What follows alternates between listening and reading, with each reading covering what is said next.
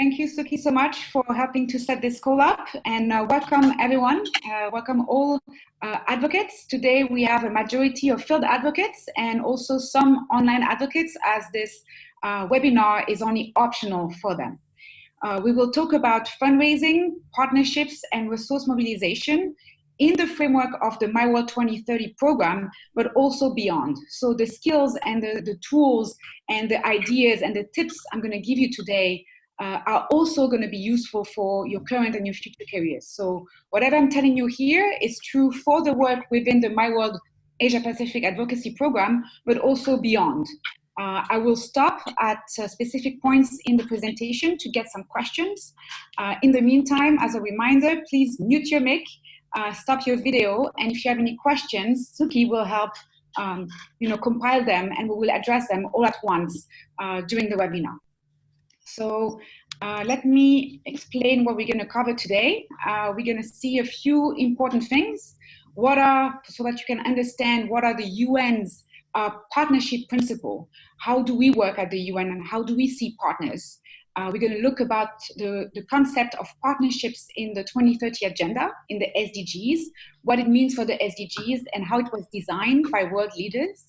We're going to see different types of partners and who you can actually partner with for My World 2030 and also beyond in your advocacy work, and how to partner. So I'll give you specific tips about how to understand your added value, how to do a stakeholder analysis, and really how to identify current and potential new donors in your work. I will also give you some tips about fundraising, what to do and what not to do. Here there will be specific tips also for online partnerships and online fundraising. And then I will also provide you with a series of tools where to find opportunities and how to build your skills. What are the kind of websites you can look for and the kind of trainings you can get additionally online. So I hope this is clear. This was already announced in the Facebook groups, so no surprises here. Let me start to tell you a bit about me. I barely had the opportunity to really introduce myself, and we've been working together now for a month. Well, I've been with UNDP for about 8 years, and I have previous experience working for my government, France. I was working in an embassy, so I really have a lot of experience also from the donor perspective, working in an embassy abroad. I work with several UN organizations, but also regional organizations, namely the Council of Europe, which is a European-wide organization focused on human rights and rule of law. And I'm not really only a stakeholder engagement person, I'm actually a policy analyst and a partnerships expert. So that's been since 2004. So I've worked on different continents, different countries, and especially in India, Bosnia, and Cambodia. And I'm also a professor at university. So I've been teaching a course on the SDGs since 2016 in Cambodia, in Phnom Penh, at the Royal University of Law and Economics. So that gives you a bit, I have the perspective from civil society organizations where I also worked extensively in different places, including in Geneva and London.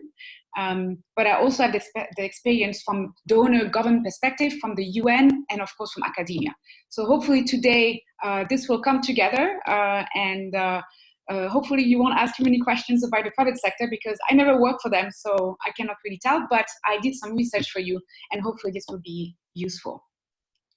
Let's start with UN partnerships principles. These are below the 6 major principles that the UN goes by in terms of engaging partners. These are very important for you to understand, so you understand where the UN is coming from. So whenever you're engaging with us, this should be the major core foundational principle that we abide by. So this is how we're supposed to really engage with any partner. We'll go in the type of partners right afterwards. Let's go right now in the principles. Joint agenda setting. What this means is that the UN is not supposed to be just one way. It's not supposed to be top down. The way the UN is supposed to create a vision, create an agenda, how the 2030 agenda, for instance, was designed, is with the expertise, with the knowledge from people, from citizens, from government, from all the range of partners. So the joint agenda setting means that it's not the UN deciding what civil society how they should work and what they should do. It's the UN and civil society jointly should be agreeing on what they should work on together. This is very important because when you engage with a lot of UN, some staff actually forget about this. They think, oh, we are the institution, we are the multilateral organization, we have the UN logo behind us, so we dictate what we do and how we work. Of course, the UN in each country has a contract, an MOU, a Memorandum of Understanding with the government. So the UN in each country has a set of things that they work on. These documents are called the UNDAF. You can Google it very easily, UNDAF. And this is the framework for the cooperation between the UN and the government in each country. But beside that, with the partners, in the framework of that UNDAF, it's usually very broad. It goes on environment, democratic governance, really a range of issues, gender equality. It also often includes citizens' engagement, civil society partnerships, youth engagement. So this is basically this joint agenda setting. It's a very important principle, and sometimes some colleagues forget about it, but it should really be the way the UN operates.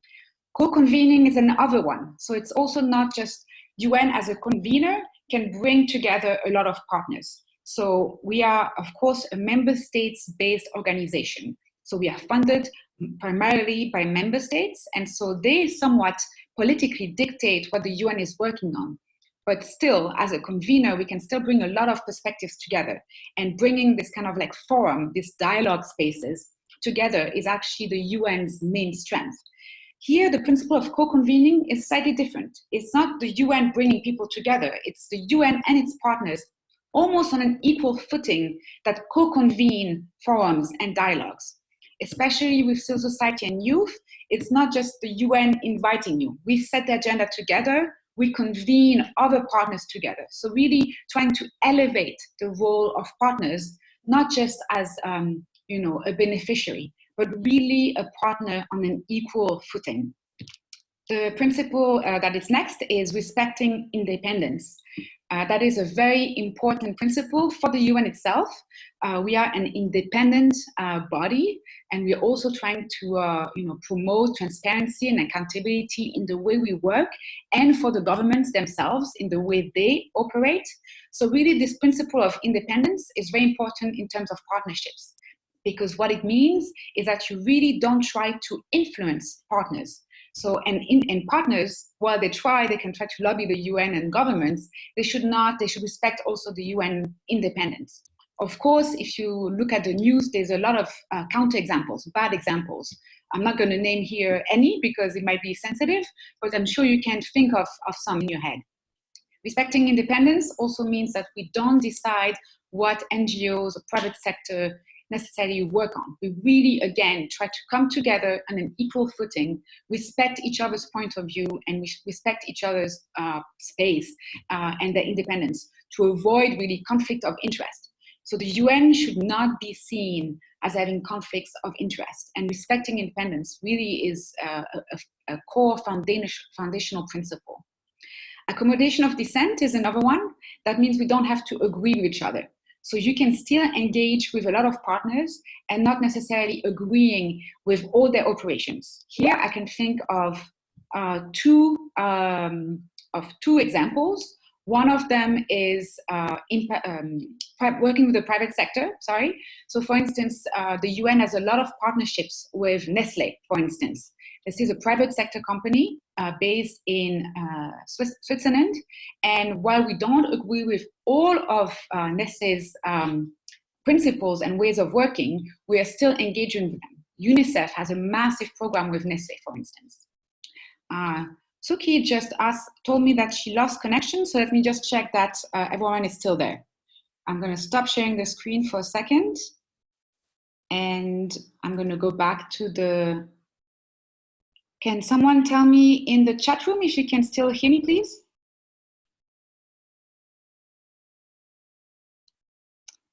You can hear and see me. Excellent. Thank you very much. Everyone, I'll go back to the presentation. And Ronel, thank you for your comment. You're amazing too. Let me go back to the presentation.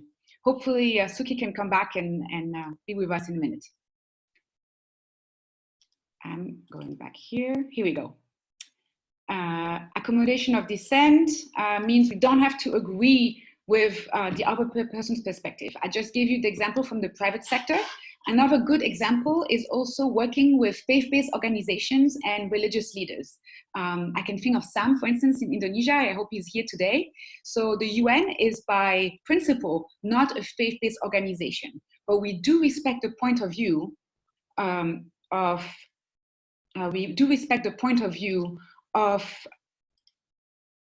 sorry guys, there's a bit of a trouble with the connection. We do respect the point of view of religious organizations and faith-based organizations in general. So while we don't agree,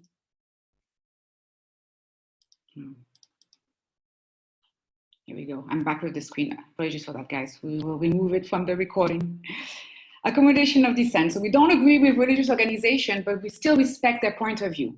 So the UN, very famously, is working extensively with faith-based organizations and religious leaders around the world. There are lots of programs in Malaysia and Indonesia, lots of them also in the Middle East, for instance. We have a massive, UNDP has a massive regional project working with faith leaders and women in Arab states, for instance. So really, accommodation of dissent is also a good thing. Also, the UN, you see a lot of people often with, who are mobilizing and are organizing strikes in front of the UN. So, sometimes you have like NGOs and civil society groups who don't agree with the way the UN is maybe politicized, and the UN should welcome these different opinions and embrace them, and not just shut down the door and close doors and don't have a discussion. So the UN should be a place where discussion, exchange of information, of knowledge, mutual respect really should be at the core of UN's principle. That's the next one. Also is very important about impartiality and diversity in approach. This is very intrinsic to the principle of leaving no one behind, really trying to get everyone's perspective. The UN should not only talk to specific groups, the groups that they used to, maybe some of the top NGOs in their country that they've been working with in the past 20 years. One of the UN partnership principles is really that we need to seek to engage beyond the usual suspects, to engage a large variety of civil society organizations that we don't really usually work with. So at the regional level, we have a database of several thousand organizations that we regularly work with. Each program that the UNDP Bangkok Regional Hub has really a variety of partners they work with. We will see the type of partners in a minute. The principle of impartiality means we don't make any difference between different groups. Is it, okay, should we prioritize the private sector because they have a lot of money and they can fund us, and then the local grassroots organization we don't care about? No. Indeed, there should be some kind of impartiality. Everyone needs to have a chance to have a seat at the table and to make their voice heard. I think the My World survey is truly an embodiment of that, because it's one person, one vote. It's not, like in the US where you have, you can buy the votes. This is nothing like that. There's here, the My World 2030 is some kind of an equalizer. Really, everyone has their own voice. And that also shows like the impartiality concept. Last but not least is transparency of information and disclosure. I talked about transparency and accountability before. UNDP is famous for having received international recognition in terms of transparency several years in a row, because we publish each and every information, project documents, budget, list of partners in a platform called open.undp.org. This is something you can actually research. I mentioned this in the first webinar in one of my slides. You can filter by region and by country, and you can see what are the kind of UNDP projects you have in your country. This is part of a massive effort. I mean, massive. It took years for UNDP to get there, to publish absolutely everything in a transparent manner. This is quite unusual for the UN, which used to have a lot of internal documents. So really, this is a massive effort, and I highly encourage you to check out open.undp.org and play with the tool and see the kind of work we're doing in practice. In some places, we have dozens and dozens of projects, and they will give you a lot of inspiration about the kind of work you can do and how maybe some entry points, strategically entry points on how you can work with UNDP. Now, these are the principles, and of course, in practice, it's slightly different. a lot of colleagues, and we keep on emphasizing that in the program, we lack time. So on an average day, I receive about 150 to 200 emails. This is the reason why we all put you in the Facebook groups, to have you in a centralized way, so we don't have to answer the same questions 10 times in a row. We lack time as UN staff. We have internal meetings, we have to cooperate with a lot of partners. We have performance appraisals, of course, with our supervisors, and we have so many partners to deal with. For me, as the civil society and civic engagement focal point for the entire region, I engage on a daily basis with at least 20 organizations. So really, our shortage of time is a big issue. What that means is also that the quality of the engagement is not always the best. And when you are working at the country office level, you have the pressure from your boss, you have all these partners to deal with, you have deadlines and a lot of pressure. You don't always engage in the best way. Too many requests, that's what I just explained. And of course, maybe a bit of a lack of understanding what it means to really engage with civil society. I was talking about religious leaders and faith-based organizations earlier. One of the key things is that a lot of the UN staff don't really know how to engage with faith people. They are a bit scared. They don't know if there's going to be a conflict of interest. They're a bit clumsy when it comes to faith, for instance. So this is a good example where maybe a lack of understanding. In other contexts, civil society and youth is maybe seen as a risk. When you engage with civil society and youth, you don't know, there might be a social movement. There might, there might be a big scandal coming out of it in the press. Maybe the civil society and youth have tendency also to criticize the UN. So there's a lack of understanding of how to engage with civil society, which results, again, kind of dealing with the same partners and just having maybe 5 partners that they work with and that they report on, and really not trying to go the extra mile to really in-depth have better partnerships with a wider range of partners. So while those UN partnerships are essential and they're the foundation of our work, unfortunately, in reality, it's not always the case. In the 2030 agenda for the SDGs, a lot of thinking went into what it means, what partnerships mean, and what does it mean to be a partner for the realization and the effective implementation of the SDGs.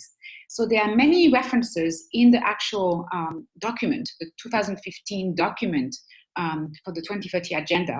And there are lots of mandates, basically, for a range of organizations to work with. The ones that are mostly mentioned in the document are usually civil society organizations, private sector, women's groups and associations, indigenous groups, and youth in many different places. The major groups it's a particular mechanism that is set up in New York, reporting directly to the UN Secretary General. It's a mechanism for consultation. It is attached to the ECOSOC. There's a council, ECOSOC Council, and each NGO can register. And there are 7 major groups, one on youth and one for NGOs, one for business, one for academia and researchers and so on. And the major groups are also mentioned as one of the primary consultation mechanism for the SDGs. So some of you actually among the advocates are part of the major group on youth. So, and in the past, in phase 1 and 2 of the program, many advocates were part of the major group on youth, for instance. I'm not going to go into detail about what the preamble says, but one I wanted to say is the principle of collaboration that's in the preamble, and that no one stakeholder can achieve this agenda alone. That's the realization of the UN from the MDGs. That the MDGs were truly somewhat of a top-down approach. It was cooked up in UN corridors with quite a few governments who were on board and implemented it, sometimes with great success, like on health, and somewhat of not so much of a great success on environment. But really that realization that the UN and governments cannot do it alone. The SDGs belong to everybody. Everybody is responsible. Without the private sector, there's a lot that we cannot do, for instance. Academia and researchers come in and have a very important role to play. Bilateral donors, so not only governments who are implementers, but also development aid also have a role to play. Civil society, young people as a force for good, as change makers. This program is an embodiment of this principle that you can change and you can contribute meaningfully to the effective implementation of the SDGs. And then, of course, my second point here, the fact that this is an agenda of the people, by the people, and for the people. So this is really the core central principle of the 2030 Agenda, that it's people-centered, gender-sensitive, that it respects human rights, and have a particular focus on the poorest, most vulnerable, and those further behind. So leaving no one behind here again. So you can see there are references to partnerships in the 2030 Agenda in many, many paragraphs. This is only, I just took like the main ones, but really it's kind of throughout the document.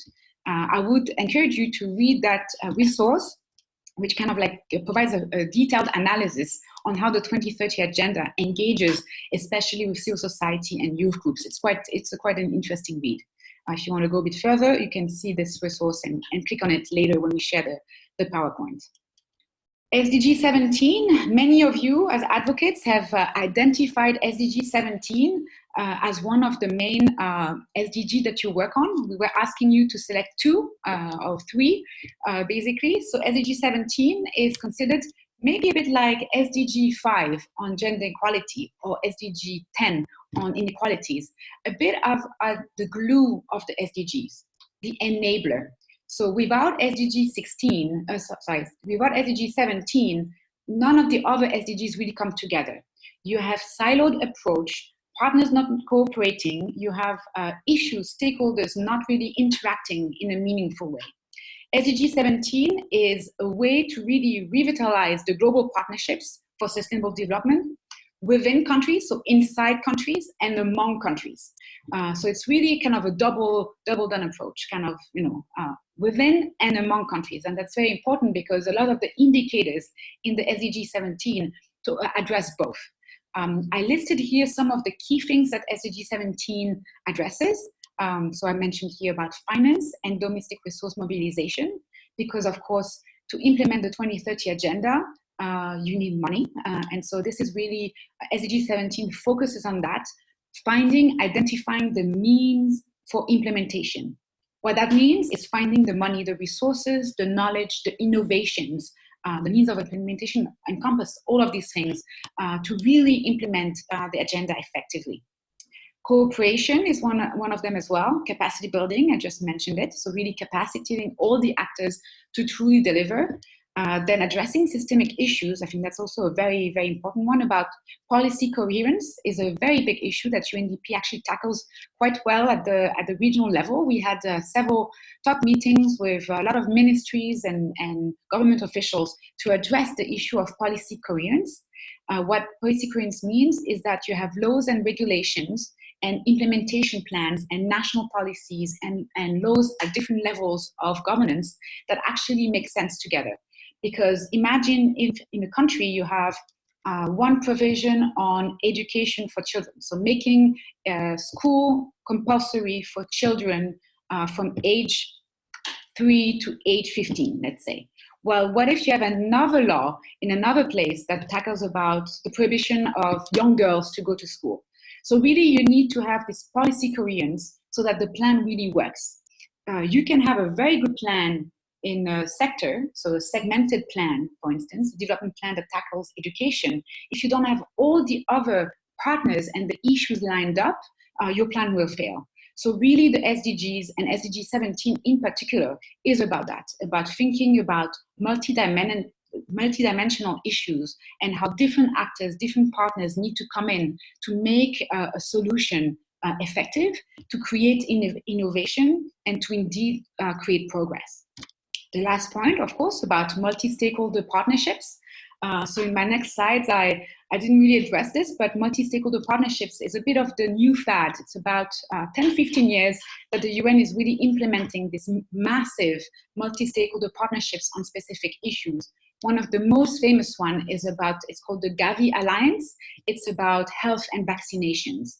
And it brings health professionals, it brings the Ministry of Health, Ministry of Education, it brings local municipal councillors, it brings people who are suffering from these issues, it brings the NGOs representing the rights of people who are sick, and so on and so forth. So these kind of multi-stakeholder partnerships are the new way really of working with a range of partnerships in one forum. Another good example of this is you have this global partnership and transparency. So you have a lot of those different, including bilateral donors, who are part of this group and really trying to promote the issues and work together. There's usually a governance structure where you have bilateral donors represented, the UN, private sector, civil society.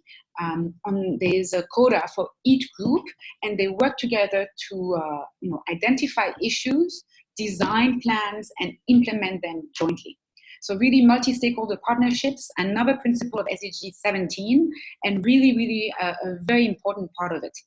If you are interested to know more about the details, so how we assess progress on SDG 17, you can click on the link below after you watch this webinar, and you will get a lot of information about the type of targets and indicators. So for the development nerds among you, this is a good link for you to really kind of explore who is working on this, what are the main ways to assess progress on this goal.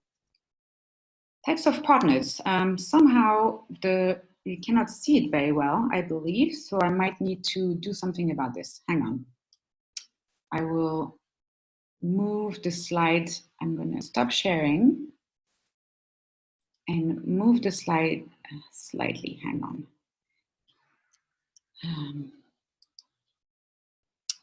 Okay, I don't know what happened here. I'm going to move it back in so everyone can see. I'm going to share again.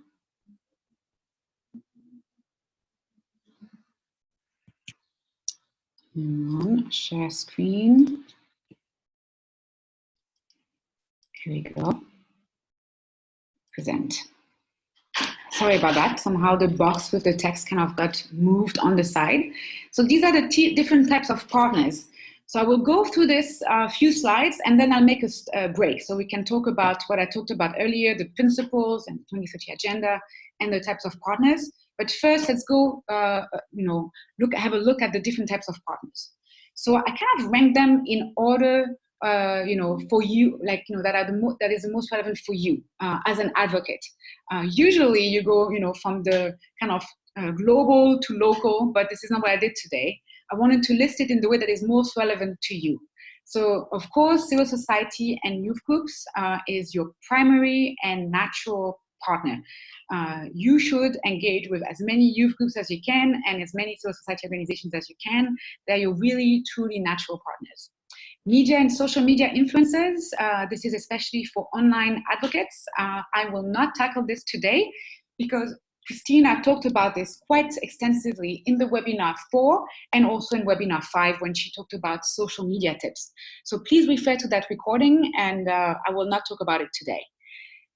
Then we will talk about briefly about UN organizations. Your primary counterpart for this program will be the UNDP country offices and the UNV field offices. Then secondary are the UN Resident Coordinator's Office and other UN agencies. Then come the embassies and other bilateral donors, and I have a slide about this so we can talk briefly about it. Private sector, and also other multilateral organizations that are relevant for Asia Pacific. So I listed here and in the slide a few organizations that you can actually work with. The first one is civil society organizations and youth groups. So the first one I'm listing here is really the national NGO platforms and regional coalitions. National NGO platforms are usually a body that is aimed at really kind of coordinating and getting all the NGOs in one country on board. Maybe here I should have given you the example of SDG coalitions and SDG geared alliances. So many of your countries, I will add this to the slide actually later, you have SDG alliances to which youth groups are often a part of. You have a list here of national NGO platforms. I provided the example from Cambodia, the Cooperation Committee for Cambodia, but you do have national NGO platforms for every country in Asia, and there's a big one in the Pacific, Piango. So I don't know if Kajal and Josiah are among us, but for the Pacific, it's Piango, and they are working, they have a plan on the SDGs, and most of them, like CCC in Cambodia, have an actual vision, a strategy, and they really, really aim to implement the SDGs in their respective country and context. The next one that you can reach out to in your countries are the international advocacy NGOs. Many of them work on different topics. Transparency International, listed here, for instance, has a strong focus on transparency issues, SDG 16. I listed Oxfam, Amnesty.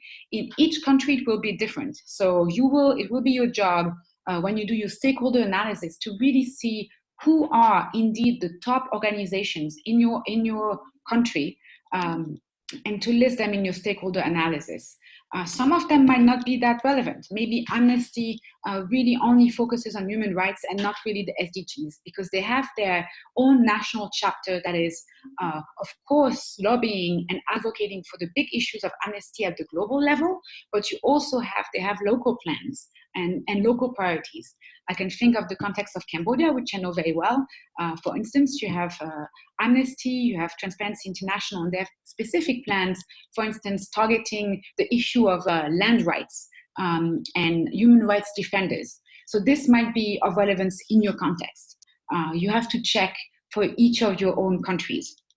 National and subnational NGOs and campaigns.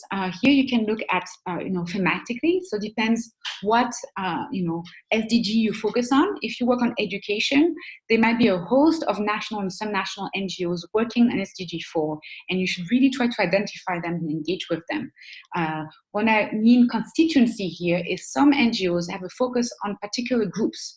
I can think about organizations focusing on women's empowerment and gender equality, organizations working for indigenous groups. If we have Arjan from Bangladesh in the call, he will recognize himself. There is, of course, for disability rights. So here again, we have two advocates who are representative or a member of the disability community. So there are some NGOs that focus specifically on these issues, and you can also engage with them. So beyond just themes, so transparency, human rights, environment, you can also think about engaging with NGOs that focus on specific groups, and you're highly encouraged to really seek them out as well. Lastly, in this point is about local and grassroots organization. If you know them around you, I would highly encourage you to share the knowledge and the skills that you learned during the program with them, because these are the organizations that actually need the capacity the most. So a very simple tool like My World 2030 survey can help those local and grassroots organizations to kind of elevate their SDG advocacy. If they don't really know what to do, they just have to create their partner ID, and they can start collecting the perception of progress on the SDGs among their members. And this is for free, right? There's no cost associated with registering as a partner of My World. So you should really try to share the knowledge that you gain here, all the skills, how to do a social media campaign, how to do fundraising, all of the skills. If you are working with local and grassroots organizations, I highly, highly encourage you to share the knowledge that you gain during the program and to engage them in your advocacy work. Because really this is kind of like reaching the last mile. Without local and grassroots organizations, you might just touch the surface.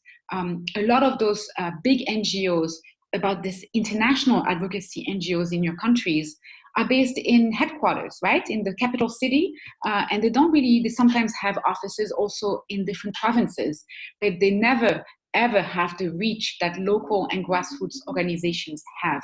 So it's vital for you in your work to engage with them and make sure that the SDGs also reach them. So if maybe I should have done it the same way as before, I should have put local and grassroots organizations at the top. These are the most important organizations you should work with. I included a quick link about a mapping of NGO networks in Asia Pacific, and also an Asian NGO database. Sorry, I did not find one for the Pacific, but I'm pretty sure Piango has one. So I may be able to insert the link later. I would encourage you to, again, for your stakeholder analysis, we'll go into it, to really try to find those databases that will make your work easier, and try to find, common interest. What are those organizations working on? What are you working on? And where you can find a mutual point of interest. We'll go more about tips and details about this in a bit.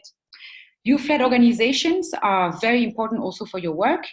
The same applies as for civil society organizations. You have kind of like national-wide youth organizations that are working, for instance, ISAC and JCI, Junior Chamber International.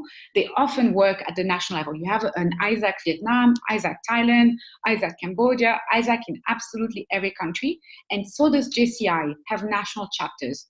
Both of these youth organizations are some of the largest youth organizations in the world. They do provide capacity and they build capacity of a host of young people and students and high schoolers. And I would encourage you, if you are not already a member of these networks, to try to find them on Facebook. They all have Facebook pages, and join their efforts, because ISAC, for instance, one of the big partners of UNDP on youth issues, really has very cool toolkits and publications and resources that are very easy and youth-friendly. So I would really encourage you to try to join the ISACers movement. It's really a good one. You have international advocacy NGOs working specifically on youth issues. There's some of them focus on children as well. You can try to identify them. National level youth-based NGOs working on youth issues and the SDGs. Also in your stakeholder mapping, try to identify them. And of course, local and grassroots organizations engaging with young people, with children, with students, with high schoolers. You should also try to engage with them. I mentioned here regional networks, and I noticed many of you are actually part of this Youth Southeast Asian Leaders Initiative. There are many. I just listed one as an example, but there are many regional and sub-regional youth networks. In the Facebook group, actually very early on in the program, we mentioned a list of opportunities. This is like Facebook groups called youth opportunities for youth, youth opportunities for Vietnam, youth opportunities for China, youth opportunities for Malaysia, and so on and so forth. I would encourage you to really try to join those Facebook groups. Sometimes you don't have to become a member, you just need to like their page, and then all their opportunities will come up, and it's quite easy, an easy way for you to get the information sent to you. So if you haven't guessed already, I am part of probably a good 80 or 100 youth groups, and I get all these opportunities sent to me, and I don't really have to register. So it kind of shows up on my Facebook feed, and I just share it in the Facebook group. You can do this on your own, and you should encourage young people and other peers to join those groups and like those groups on Facebook, for instance. I have this slide about engaging with the UN at the country level. But before I go on the slide, I'm going to check with Sookie if she can still hear me and see me everything properly. Yes, I can hear you and see everything very clear. But my own network is unstable, so I lost my connection for 3 times. But your seems okay. Okay, great. So my connection is fine and you can see my slides. So I'm going to continue telling you about the UN at the country level. Really, everyone try to understand how the UN works. This is the best way for you to engage effectively. So this is true for every partner. You really need to understand what is the structure. So whoever you talk to, you need to understand, okay, what is the organization they're working with? Am I talking to the headquarters? Am I talking to a field office? Am I talking to a low-ranking person? Or am I talking to a decision maker? This is the same thing when you engage with the UN at the country level. You need to understand who you're talking to. For instance, education, SDG 4. UNDP has some projects and programs that you can find on open.undp.org that deal with educational program and vocational training, SDG 8, life skills. youth entrepreneurship, and so on. But SDG 4, education, is not UNDP's primary mandate. This is the work of another UN organization called UNESCO. For gender equality and women's empowerment, it is UN Women. For young people and women's sexual and reproductive rights, it is UNFPA. So you have really UN organizations for everything, and it's important to understand who does what. So I didn't insert a slide about the UN family, so you could see how many organizations there are. But what I would recommend you to do is when you do your stakeholder mapping, really try to understand who are the UN agencies that matter in your country. Very often, it's going to be what I put here in the slide as A, the UN country team. This is where the UN resident coordinator, so basically the spokesperson of the UN, of all UN agencies, and they're based in the UN country team with the resident coordinator's office. This is a separate office entirely dedicated to coordinating the UN agencies in each country. So this is kind of basically your primary point of contact. If you are already working with someone in this office, you can reach out to them directly, and I will show you how in a bit. The UN coordinator's office and the UN country team is different from other individual UN agencies. It used to be based and managed by UNDP, but it's been since January, there's been a complete shift, a separation between the two systems. So you have resident coordinators are from UNDP, some are from UNICEF, some are from UNFPA, but they are from different, basically, agencies, and they are independent from individual agencies. And that's very important to understand. I pasted the link of the UN in Thailand link. The UN country team, again, is usually separate from the regional office, or they're separate from individual UN agency organizations. The UNDP country office, so we have mentioned this in the first webinar, we have offices in 32 countries in Asia Pacific. In the Pacific, we have 10 individual offices, but we also have a Pacific Center based in Suva in Fiji. So, each country office has their own vision, their own responsibilities, their own timelines, their own partners, and so they might engage with you. We can connect you with them on, this is going to be a case-by-case basis, but they can choose to engage with you. They will decide, they will be ultimately the ones deciding if they have time and capacity to engage. The UNV field office, Emilia, I think, mentioned this in the first webinar as well. They don't have a country presence in every country in the region, and a lot of the field offices from UNV have been discontinued actually in the past year. So I know there's one in Cambodia for UNV because they have a big volunteer project in Cambodia, for instance. I know there's one in Sri Lanka, but they're not in every country, and they're usually just one person. Whereas the UNDP country office is quite massive. It will be at the minimum 3 international staff and then a host of local staff. Some of the bigger offices, like in Afghanistan, have hundreds of staff working in the UNDP country office. And then the point D in my slide is the UN agency's respective country presence. So sometimes you have an office for WHO, sometimes you have an office for UNFPA, for UN Women, for UNICEF, and it depends and it varies in each country, so we didn't map it for you. Each advocate, especially field advocates, when they are maybe planning some events and working on specific SDGs, they might want to engage with specific UN organizations, and they need to do their own mapping because it will vary from country to country. UNICEF does not have country presence in every country in the region, and sometimes it's quite small. One thing I wanted to mention is about the concept of being the custodian. Maybe some of you have heard about it in UN discussions. So if you haven't noticed yet, I'm a development nerd. I do a lot of research on indicators and targets. I draft, regional publications, and this term custodian comes up all the time. A lot of agencies are the custodian of certain SDGs. That means they are responsible for the effective implementation of specific SDGs. As you have guessed, SDG 5 is primarily UN Women, but not only. UNDP, for instance, I believe, is custodian of several targets and indicators within SDG 5. For instance, promoting the role of women in politics. UNDP has a lot of election parliamentary programs, and they do foster and they do promote the participation of women in politics. So this is something that UN Women does, but also UNDP. There are lots of examples. I can name you maybe 20 from the top of my head, but you get the gist of it. The list, the Google link I shared with you right there about which UN agency is the custodian, it's really for development nerds among you because it's quite detailed and you don't need to know that much about each target and indicator. But if you are curious to know, if you are focusing on a specific SDG and you're just wondering who is responsible for it, then this document will inform you about it.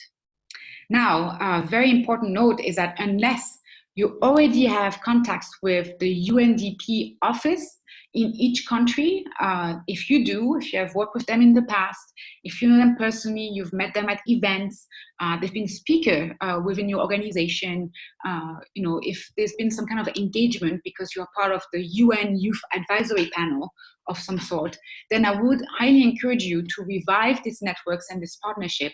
And you don't need our facilitation to reach out this person. If you know someone from the UN personally that you've met in the past, that you worked with in the past, you don't need us facilitating the contact. We will, it will be again a case-by-case basis. We will share, if once they're reviewed and they've been approved, your individual or team strategy. This is something we're going to share with each country office. So if they're not good, unfortunately, we'll not share it with them. We'll just share the best ones and the good ones to inform them that we have advocates working on SDG advocacy in their country. Now, it will be depending on each country office, how much they will engage with you. In Vietnam, for instance, last year, the UNDP country office organized joint events for the International Youth Day. In another country, in Cambodia, it was the UN country team, so letter A in my slide, that organized a joint event with advocates, and they met with them, they helped them organize their social media campaign. So it will depend on each country. In Malaysia, it was both the country team and the UNDP country office. It really will shift and vary between different countries. Some countries, unfortunately, I can already tell you now, they will not be able to engage with you because of time constraints. So really, we don't, as the regional office, we don't have control over that, but know that we are promoting the program. We are telling everyone about it. We have this intranet and this kind of like blog function within UNDP, and everyone knows about you. We've shared your profiles. They know about the My World survey. We really advocate for your work on multiple occasions, and you will see it through the social media that Christina mostly is doing. So this is the tip of the iceberg, but believe me when I say there's really an extensive, massive dedication from our team and the other UN co-conveners to promote and advocate the work you're doing, to make sure it's not just stuck in the Facebook group. So the visible part is the Medium articles, the blog posts, the Humans of My World, your social media, and the use of the My World 2030 hashtag. But behind that, behind the scenes, and that's diplomacy for you, there is an extensive amount of work done from our team and from UNV and SDG Action Campaign to really promote your work. To give you one example that is quite striking, Kanchan from Nepal is one of the new advocates in phase 3. She will be in New York next week, and she will be given the stage at the UN General Assembly to present and to represent the My World 2030 Asia Pacific Advocates Program. I will share in the Facebook group the link to the UN Web TV, and you'll be able to see her intervention hopefully live, and we'll get hopefully a lot of pictures from it. So really, we're trying to open doors for many of you, but it's not always possible.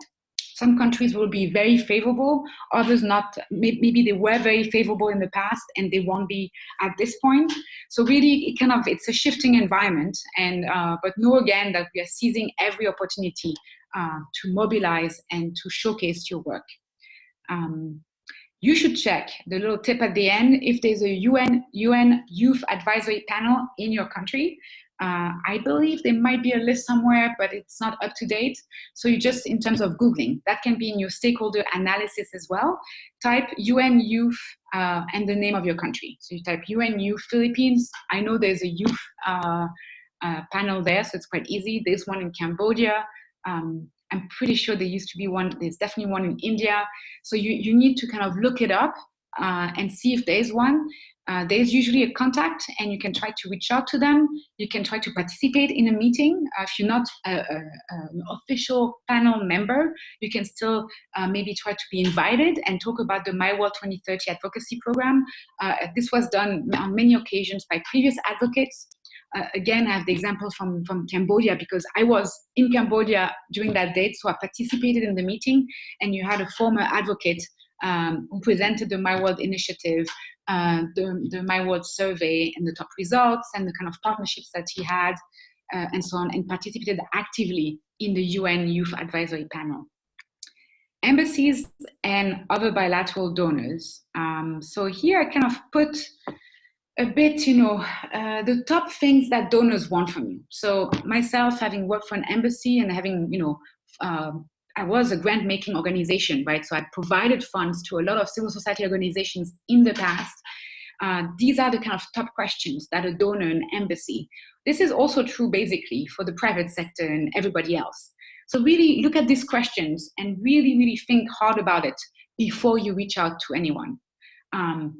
If I'm a donor, what I want to know is, are you a serious individual, or do you represent a serious organization? So the first thing people are going to do is Google you. You need to make sure that your LinkedIn profile is up to date. You need to make sure that you're not misrepresenting anything on your LinkedIn profile and your social media in general. This is why we reached out to you in the Facebook group about making sure that the My World 2030 program is represented adequately. If a donor in an embassy Googles you, finds your LinkedIn profile, and sees that you're misrepresenting, there's a hard chance that there's a big chance that you might represent the work that you're doing with the embassy. And then what it means, if you represent, you pose a risk. And especially embassy and bilateral donors, it's true for private sector, it's true for the UN. Everyone who is considered a risk, we will not partner with. We are risk-adverse organizations and bodies. So really think about that. We need to know that you're serious, and we need to confirm that you're not going to waste our time. So that means that you have to be serious, you have to be on time, you have to be polite, you have to be deferent, you have to be responsive, you have to be all of these things at once. It's quite difficult to do, but I will give you tips in this presentation to do so. One thing you need to do is make sure that your work and what you're proposing to them is aligned or at least related to their mandate, their vision, and their objectives. So you really need to do a bit of a research, and I have a slide about this. You cannot just go to a meeting unprepared and not knowing what the key strategy and the key vision of this partner is. It's the same for embassies. Just Google, you Google Embassy of USA or USAID. Let's take again, Thailand, USAID Thailand. You can see the top 10 projects they're working on, and this is your entry point. A lot of these embassies and bilateral donors also have projects and programs that are themed. So if your proposal, if you're working on urban issues and the Embassy of Sweden does not have a program on urban issues, they will not help you. They will not be open to meet with you. It will be a waste of time. So really try to think about that before you reach out to anybody. The next point is about your added value, what you bring to their work. I created a slide specifically on that, so I will skip it now. But basically, your added value is it's your personal gold. It's like what makes you stand out. And there's going to be a lot of solicitation from a lot of partners, especially for bilateral donors for funding. So you really need to make sure that when you reach out, you do so with a letter that is nice. I'm going to provide you with a template. No typos, and that you write in a very different manner. You cannot just say, hey, I'd like funds, thank you very much. No, it's going to have to be, dear madam, dear sir, I hope this message finds you well. This is me, this is what I'm doing, this is why it's important, please support me, and out of this you will get A, B, C, D. You need to be very clear and very polite in your communication, and particularly with bilateral donors. The next point is about your positive track record of achievements. If you have achieved things, I think, for instance, the Medium articles will really help you showcase that. So maybe when you're writing to a donor, be it from the private sector or else, you can link to the Medium articles. So that's why we really encourage you to showcase your work beyond just internally to the Facebook group. So you really need to showcase your work in your LinkedIn profile, in your Medium, on your social media. The first thing I do when I get any kind of emails, I Google the person and I Google the organization automatically. I do it, 50 times a week. So really, you need to make sure that your social media presence is really looks really good. Now, the donor also wants to know something very, very important, which is, will you have the capacity to report back and to, have an impact? What kind of results are you going to have? So the donor, what the UN, the private sector, and the embassies and donors alike want is to be able to report back that they have engaged with, a youth leader, a youth entrepreneur, a grassroots movement, an NGO, a youth-led group, over a certain period of time, how many times they've met, what kind of things they've achieved together. So for you to really try to fundraise and create a partnership with embassies and donors and many different partners, you really need to make sure that you, when you meet them or when you engage with them, you show them that you have the ability to report back. So if they provide you funds, you will follow up with them, you will keep them in the loop, you will invite them, you will give them the stage so they can shine, and then afterwards you will give them the results. How many people participated in your event? How many people, how many women, how many men? This was the list of participants. This is what we discussed. This is a summary of the event. This is who was present, this is what we achieved, and this is our next steps. So these are the kind of questions you need to ask yourself. If you're going to start to engage, you can't do it halfway. You can't just send one email and never follow up. You need to do the full loop, and we'll go through the steps in a minute. In each country in Asia Pacific, some of the key usual donors are the EU delegation, Sweden, the Netherlands, France, the UK, and the US. These are the ones that are usually funding civil society, civic engagement, youth engagement initiatives in this region. This one will again depend on each country. So each one of you will need in the stakeholder analysis to do that kind of research. So this is very, very important. Be extra formal with embassies. Last tip. Multilateral organizations, here I just listed them. I didn't provide you with proper tips. Some of you based in the Philippines, I would highly encourage you to engage with the Asian Development Bank, ADB. They have a great Facebook group called Youth for Asia. Youth for Asia, it's very easy to find online. They are very active on everything related to youth. It's quite easy for you to follow them and try to engage with them. Some of our previous advocates based in the Philippines engaged extensively with them and were invited as a speaker and so on. So really there's quite some potential. Singapore, you have two organizations, APEC and ASAF. So, I think the Asia Europe Foundation is a good example where many advocates were invited in the past. We have at least 3, 4, 5 at least 5 advocates that have been invited to Asia Europe Foundation events in the past. So I would really encourage you, if you're based in Asia, that you check out their events, their call for applications, and that you apply. And if you do, please do mention it in the Facebook group so that we can maybe help you track it from the other side if ASAF reaches out to us or something. ASEAN is one of the partners of the ASEAN My World 2030 survey. We have a formal memorandum of understanding with them, but we don't engage with them that much. They do, especially through the ASEAN Foundation, they do post a lot of the My World programs. I go speak at ASEAN events on a regular basis. These are also a good partner. I would encourage you to engage with them, especially with the ASEAN Foundation. I'll add it to that list later.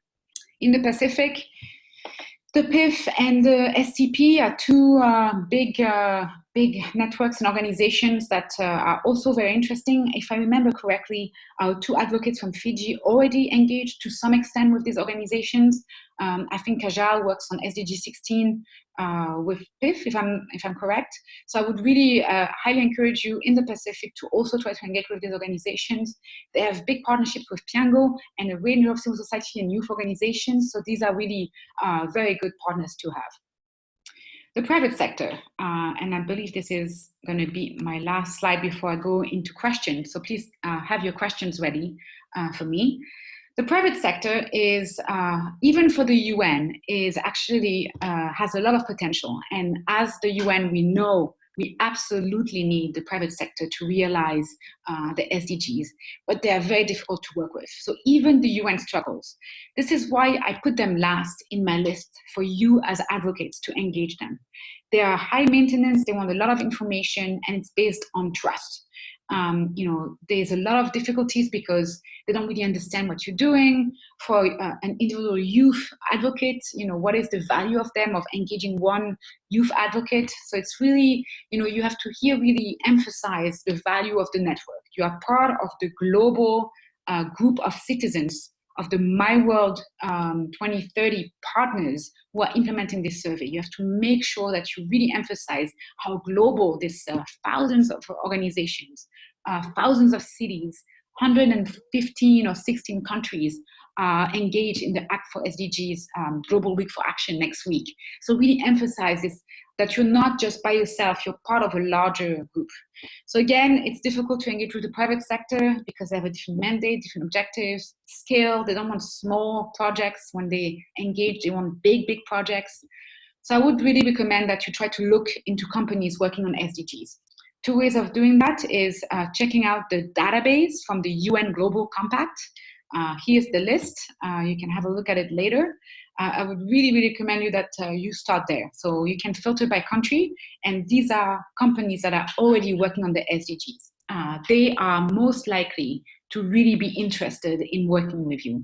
Another way is to also maybe go on the UNDP website for your country, UNDP Philippines, UNDP Malaysia, UNDP China, and check what kind of partners, private sector partners, they are already working with.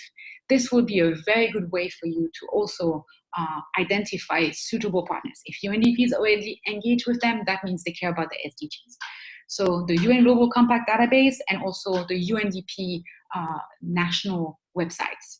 I mentioned here that, maybe from the My World Survey perspective, maybe thinking about mobile and communication companies. I listed here True in Thailand and Smart in Cambodia, but you have lots of telecom private sector businesses in all of your countries. This would be a good entry point. But then again, they are very, very time consuming, and it will take you a lot of effort to set up the partnership. If you have private sector organizations that you're already working with within your organization, that's what I would recommend you to do. I will stop sharing my screen and I will go to the back to the forum and see if there are questions so far. Let me browse. I'm going to stop my video so you can see me. I try to keep checking on the question, but unfortunately, I just remember from asked something previously, like I cannot Sookie? see those actually anymore. We're breaking up anyway, so we can't understand you. What I will do is I will scroll back and find out for myself. Don't worry about it. Anyone else? If you can mute yourself and stop your video. I think Jinan was a bit online now. All right, let me go through the comments so far. Hello from Singapore, from Indonesia. Hello from Taipei. Here we go. So I see a comment about Bangladesh, that you're working with the Indigenous Navigator, data for Indigenous peoples. Arjan, I know about this tool. It's amazing. I've invited the director of the Indigenous Navigator to be a speaker in my events on numerous occasions. If anyone has interest in Indigenous issues, they should check out this tool. Thank you for sharing. It's really, really a cool tool that works very well, and I think a best practice really in this sector. A lot of other constituencies, disability rights, youth groups, women's empowerment should use something similar to the Indigenous Navigator. Aditya is asking me a question about he personally struggles with. How do you monitor and evaluate the success of partnerships, especially in terms of multi-sectoral ones? Because one CSO can partner with so many stakeholders simultaneously. How do you measure that your partnership contributed towards achieving a particular goal or objective? Thank you, Aditya, for this very complicated question. I don't know if I can answer this in a few sentences, but basically, when you're gonna, in my next slides, I'm gonna show you a tool. So you have this stakeholder analysis, and then you have one that, it's a stakeholder engagement plan. This way you'll be able to follow who you engage with and what results it yielded. So maybe that would be like a way to answer the question on a practical point of view. So you will know how many partners you engage with, for how long, and what results you achieved through that partnership. Now, in more general terms, it's very difficult to assess the success of a partnership. Sometimes success looks like just a post on their Facebook group. Sometimes success looks like a mention in the global report. So it is a good question. Unfortunately, there's not one single answer to it. And it's also very hard to know. I don't know of any tool that helps you really assess partnerships in that way. So if anyone knows, please do write it as a comment. I might actually look into it to see if that exists, but I don't think it does, unfortunately. Karishma Kajal, you're mentioning about Piango. It's not Pingo, but Piango. It's a great network, and I highly encourage you to check them out. In the Pacific, this is the ultimate NGO platform. I actually went to Fiji 2 years ago, and I participated in the international civil society forum they organized, and there were hundreds, if not thousands, of NGO represented from the entire Pacific and the world. It was a great event. I really, really like Piango's work. Namita is mentioning that she's working in a network that works with local grassroots NGOs throughout Nepal. Great to know. And Kita is asking about onboarding government representatives in advocacy efforts for SDGs. You find that here in India, in some Asian countries as well, youth aren't taken seriously, and because of this, the access to government leaders is restricted, is limited. How do I increase my avenues to access government representatives and foster acknowledgement and support from them for my advocacy efforts? So in this case, I would really highly encourage you as a first step to become part of networks. There is something called coalition building that really will, if you say, hey, I'm Ankita, I'm from India, please listen to me. I think it would be more effective if you wrote a joint letter with all the advocates from India, for instance, or at least the ones who are interested in the issue that you want to raise, and jointly you send a letter. There's also something you can do is, for instance, include in your message as an attachment an overview of the number of votes in the My World survey. You can do a very brief analysis of the results in a specific state, in a specific city, and a specific country, and so on. So you could filter and say, oh, look, in New Delhi or in Mumbai, that many people said that access to water and sanitation was the most important thing. I work on this SDG. It's not just me and Kita who cares about this issue. It's me and 100 or 1,000 or 10,000 people who voted on this official UN survey who care about this issue. So really using the My World survey as an evidence base, as a database, for showcasing that you're not coming out of the blue advocating for your own personal issues, but that these are common concerns shared by a lot of people. It is true, I could have made a slide on how to engage with the government. It is a bit sensitive because there are different levels.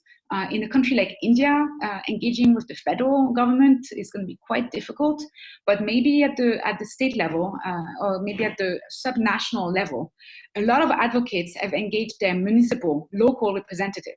So in their city, they've engaged the mayor and their office, especially in the cases where those municipal offices had an SDG plan. So really trying to Google and research who would be your allies, who would be champion of your issues first before reaching out. That would be my tip also for government officials. a lot of government officials are extremely adverse to risk. So if you're just a young person by yourself, it will be very difficult for them to engage with you. They don't even know how to channel funds to you, or they don't even know how to really engage with you. So it's going to be, I would really recommend that you come together as advocates and you do that jointly. I will share with you in a bit, in my next slides after this, a template for partner letter. You can use and tailor it for your own purposes, and you will see it will be quite useful. Let me go down more questions. Arjan, thank you for your comment about human rights defenders and grassroots level organization, how they play really a major role. I fully agree. Harry from Vietnam, I believe you mentioned that my voice level is low. I hope it's working now. I'm quite close to the screen, so hopefully it's working properly.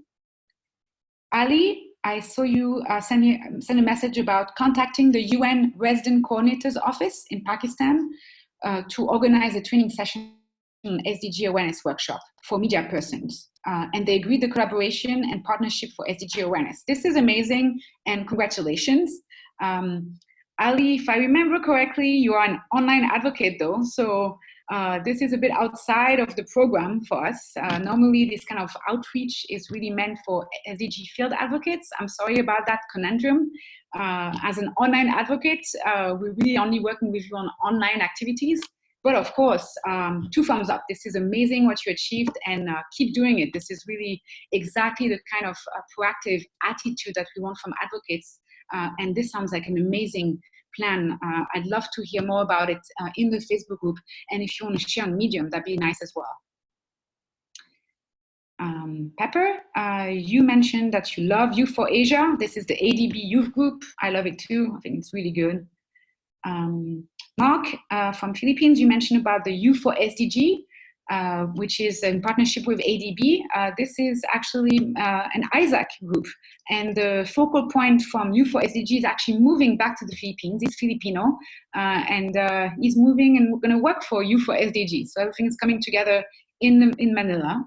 Youth for SDGs, managed by Isaac, also a great Facebook group. If you can join it, I really highly recommend it. They have a Twitter account, they have Instagram, really, really a great initiative. You should join it. Okay, it's in Chinese character. I think it's Tong Tong, I'm not entirely sure, but you have a question about youth organizations who agreed to post articles or information about SDG activities. But who specifically should they publish in the name of? In the name of My World Online Advocates? Do they need to register in order to post articles from Medium or our Facebook group?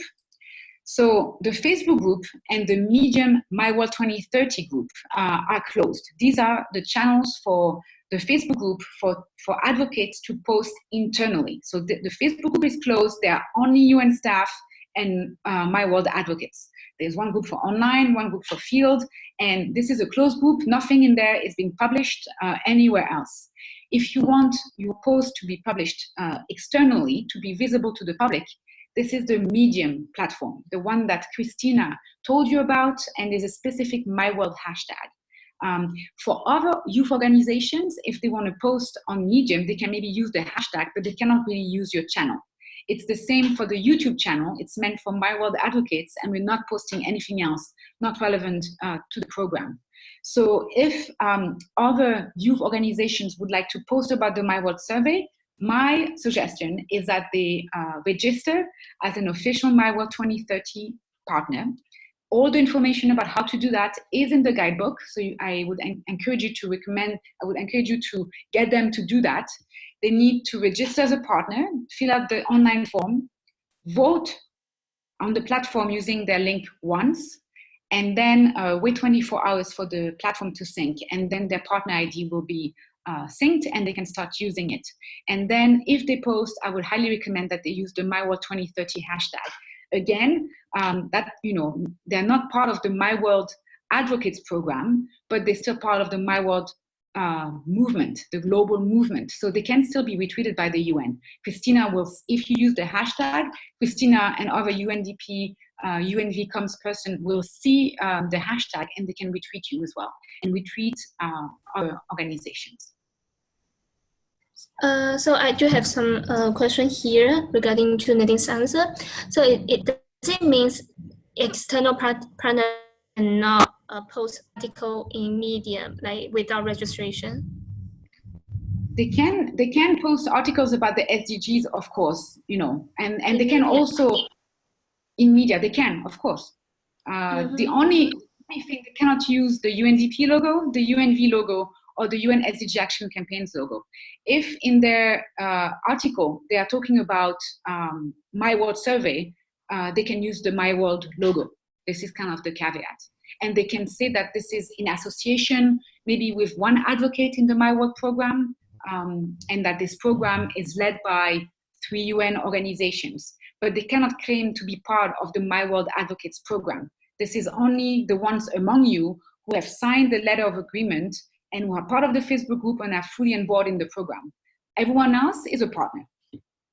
Does that clarify?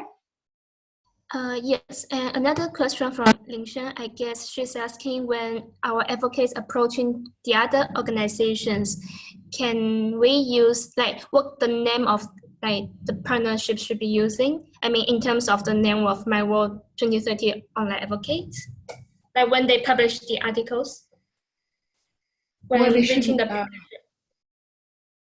Well, they can say that this is in association with the My World 2030 Asia Pacific program. That's how you would name it. But they cannot do it on behalf of the My World 2030 Advocates program. It's in association with or in partnership with.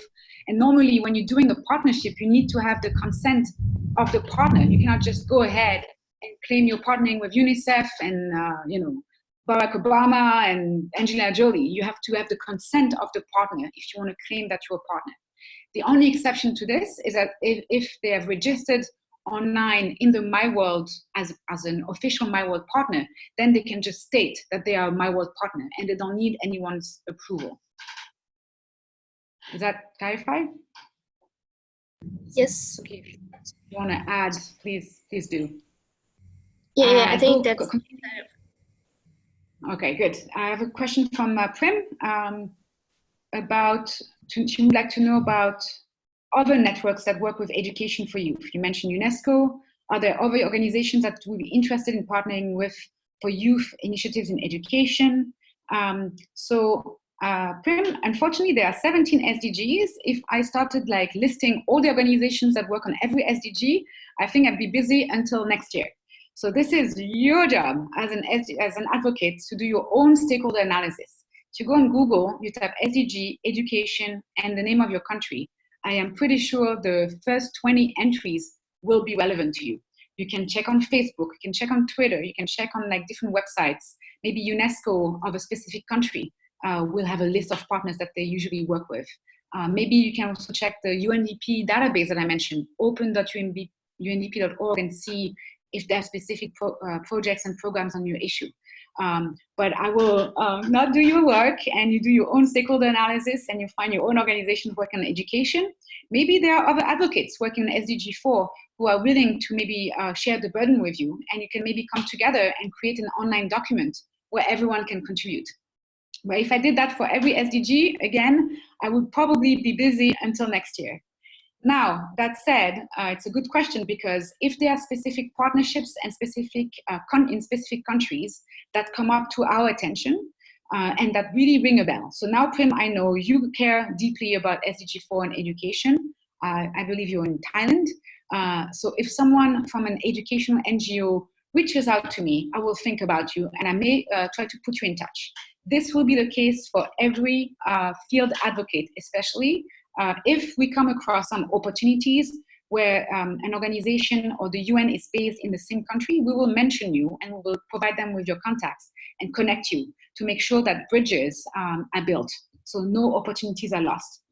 But the initial mapping is up to each individual advocate. All right, so use the hashtag. Mark is asking a question about, in connection with the digital platform proposals for online advocates, can we submit as many digital campaign proposals for each stakeholder as we want? So Mark, you should combine your proposal in one document. please don't upload 10 for each different stakeholder. Your one document should have a list of different partners, online partners that you're planning to exchange and engage. So please don't upload separate proposals. The only exception is that if you feel like your proposal is not up to date and there was something big you missed, you can upload your proposal again, and we will only take into account the latest proposal.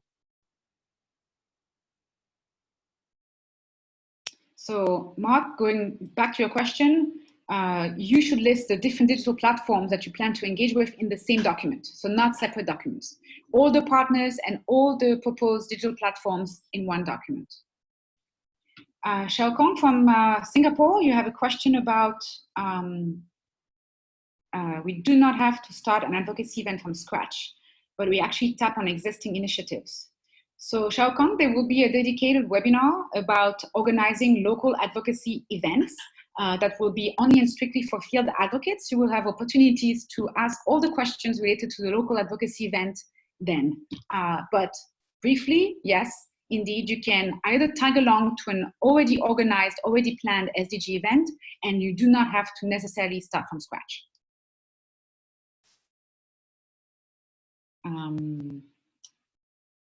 Aditya mentioned that to Prim that there's someone else in Thailand working on education. Yes, you should definitely get in touch with Prim. He definitely works on education. He's been part of a lot of the big forums that took place in Thailand about the SDGs, and you can find his contact in the Facebook group, and you should totally engage with him on this issue.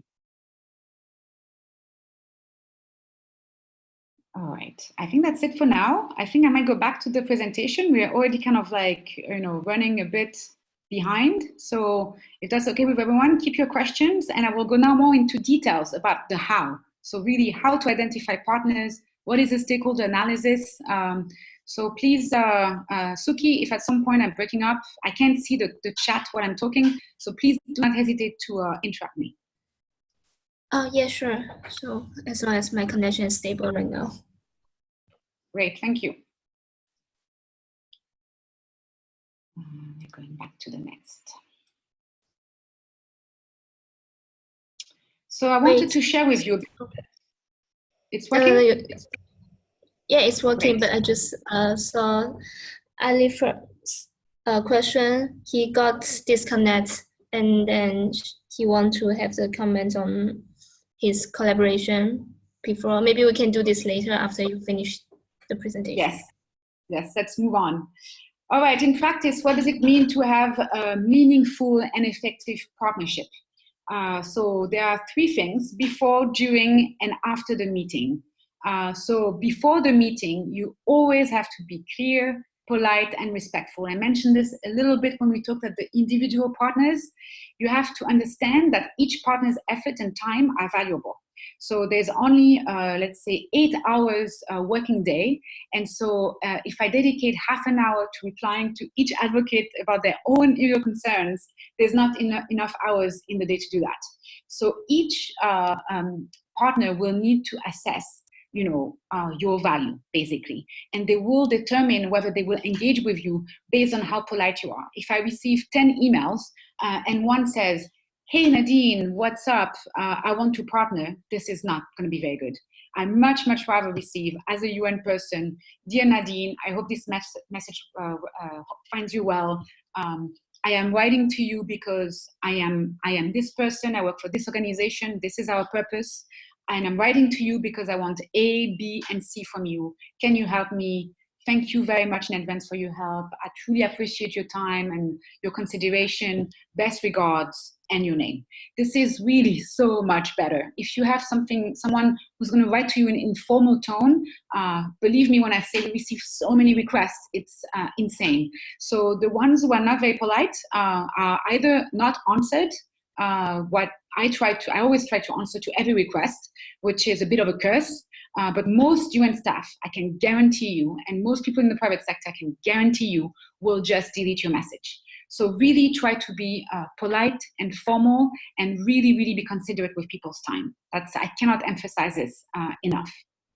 Once you have agreed on something, we have agreed on a meeting, you can propose to send a meeting request. So basically to put it on their calendar so they don't forget about you. Most people don't really need this. This is like an extra step. You don't have to do it. This is optional. But then I would really encourage you to have an agenda in mind and provide them with background information. So don't come not prepared. If you come and you don't know what you're going to talk about, if you're not very structured in your way of communicating, you're not going to be taken seriously. It's going to be really, really hard for you to make an impression. You will know if the meeting did not go well if you cut short after 15 minutes. That's basically all the time that a professional of a medium to senior level is going to dedicate to you. Sometimes 15 minutes is enough to make a good impression, but beyond 15 minutes, it's going to be, if you're going to be cut off, that means you did not do a very good job. So you need to really prepare very, very well in advance. Have like a list of things that you want to discuss. Be very, an active listener. Don't always talk and hog the entire conversation. Try to understand your partner, learn about him or her, what are their priorities, and really try to be adaptable. Trying to listen about what they need, what they want, and how your collaboration can be realistic and be timely. So really trying to also adapt a bit your priorities to theirs to a certain extent. An agenda, all the background information you can send, but not 20 documents. Again, we're very busy people, so send one summary document, something that looks good, something with that is a bit of a design, something with the appropriate logo, something with the contact information. Make it easy for people before the meeting to like you, basically, to make them work with you. Oh, I can rely on this person. He addressed me in a polite way. He sent the appropriate information in the attachment. Think about the 5 W's and the H. If I receive an email, I want to know what, when, how, etc. Basically, some emails I receive is like, oh, can you please do this? They don't tell me on what date. They don't tell me exactly what they want from me. And then they don't even, really politely ask about it. What is the likelihood of me really wanting to help them? Think about that. Make it easy for people to help you. Be extremely clear about what you want.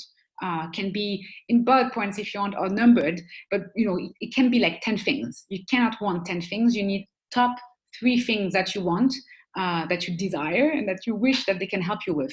But you cannot, request. You can politely, engage and check if it's maybe possible.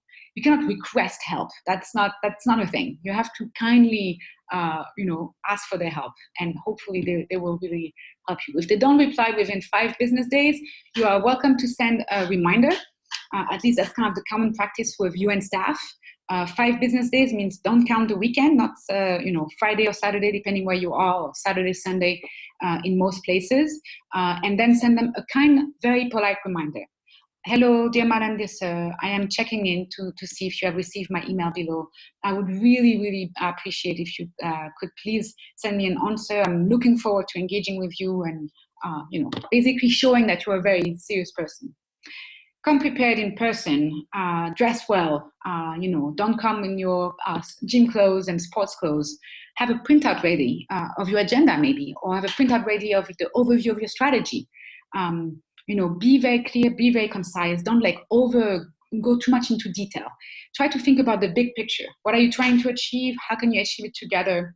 And really show your added value. We'll go back to the added value slide in a minute. Have a list of things that you want from this partner beforehand. So what can you realistically get from UNDP, country office, if you meet them? Well, in some cases in Vietnam, they could get a free venue. They could co-organize an event, do the famous co-convening that I mentioned earlier, and they could get a venue.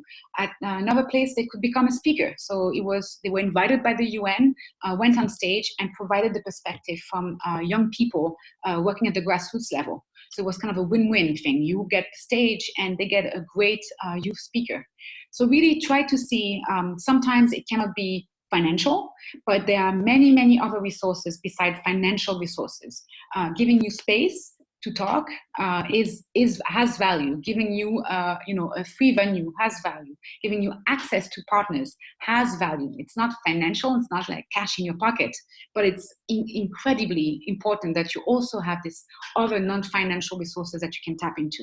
So come prepared, have your demands, ready. Don't print out your demands, have them ready in your head, but then really be clear and concise, have an agenda, take notes, jointly agree on action points, and try to take a few minutes at the end. If they agree, it's like, oh, is it okay if we just go over the action points together? This is what I commit to do, A, B, C, D. This is what you committed to do, usually fewer things. And after the meeting, send a follow-up email to thank them. That's very important. A lot of people forget to do that. And follow up on every agreed action point. If you agreed on A, B, C, D, and you only do A, again, there goes your seriousness. You will not be taken seriously. You're not a reliable partner. They will not want to work with you, and you will have wasted 1 hour of their time on your time. So when you engage, for me, I should have a slide that just says this. It is absolutely quality over quantity. You can reach out to 100 partners and nothing will come out of it. Not a single invitation, not a single person posting my world survey, not a single person engaging on the SDGs. Or you can have 3 meetings, but 3 meetings that matter, that will result in some meaningful partnership. So really think about that. Quality absolutely over quantity. There's no way a single person can maintain meaningful and effective partnerships with that many people. At UNDP, I'm the focal point for civil society, and I don't engage with 1,000 NGOs. That's just ridiculous. I engage with regional networks. I work at the regional level, and with a few national networks that are very trusted, that we work with for a long time. And from time to time, I engage with new groups. But all in all, and being the focal point, I'm talking this is maybe 50 to 100 groups per year that I engage with. This is a lot. Most people will have maybe 5 to 10 people they engage with on a regular basis. So again, this is the 3 steps in practice, how you manage properly a partnership. And I put here the partner letter template. Let's see if you can see it. Sookie, if you could briefly tell me if you can see it, that'd be great. I don't think you can.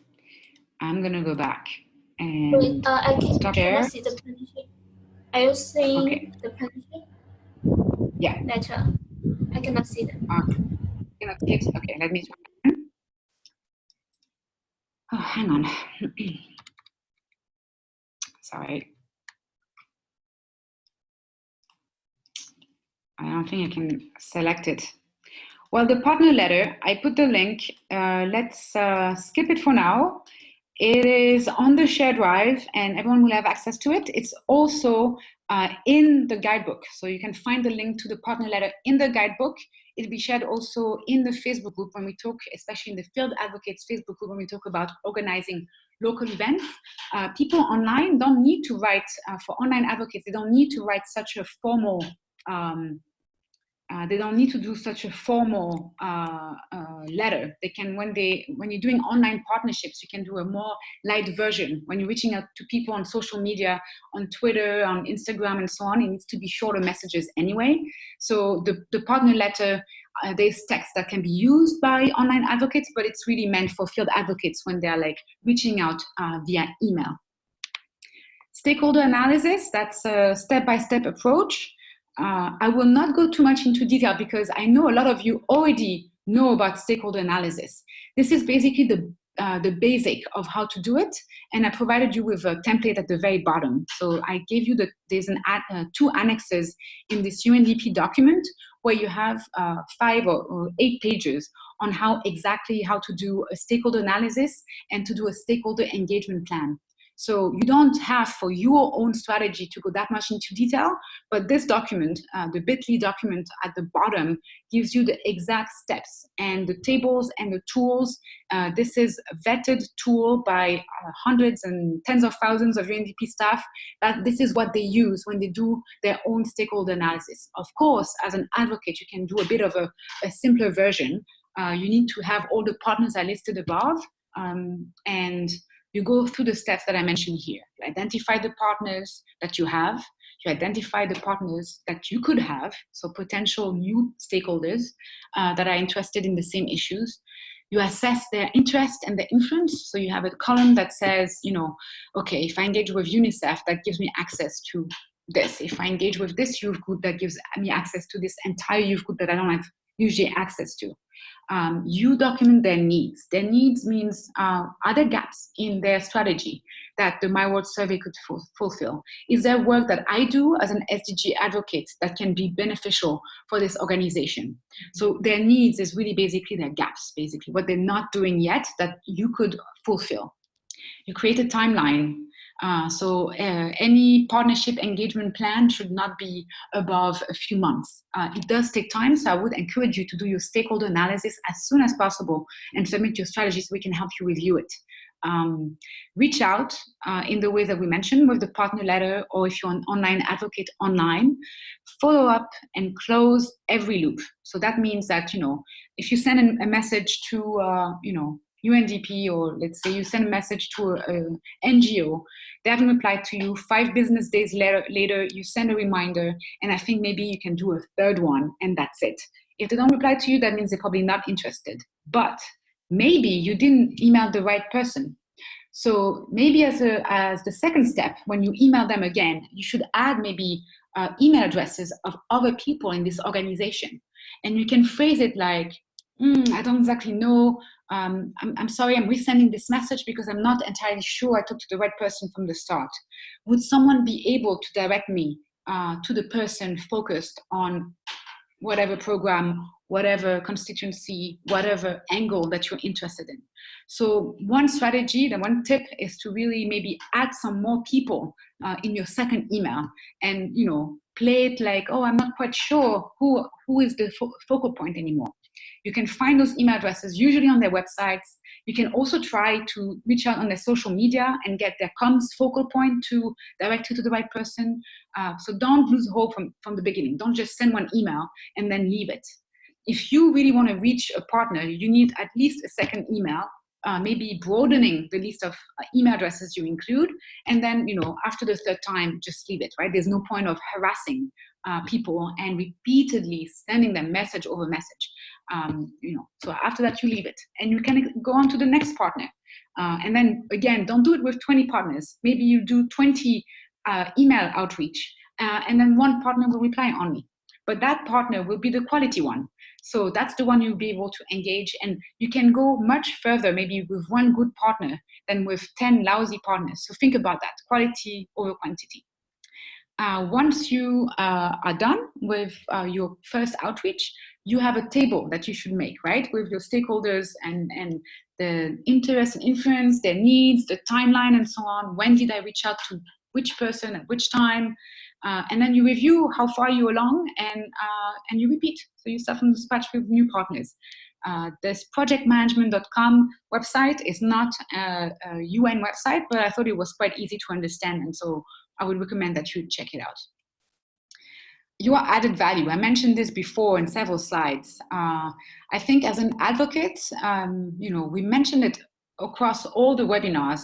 You are not just like, behind your screen.